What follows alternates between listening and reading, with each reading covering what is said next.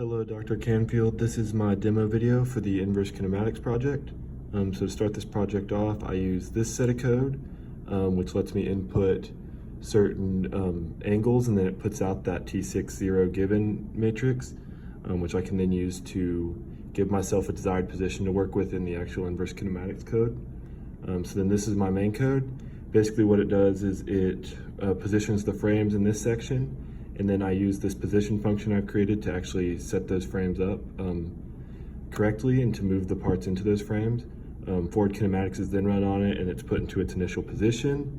From there I put in those T60 givens that I get from that other piece of code, run the inverse kinematics equations, and then I animate it from there. So I'll do the demo for that.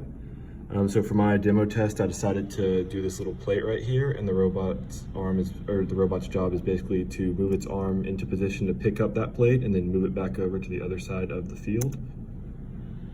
I'm doing this using a for loop so that the inverse kinematics didn't have to be put in twice for the two different animations. They can just be changed during the two different animations.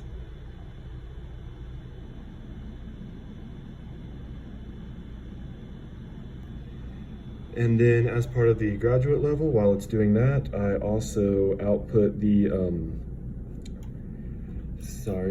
velocity kinematic. So that's the Jacobian for the first set of animations right there, and then the Jacobian from the second set with all the numbers plugged in and everything.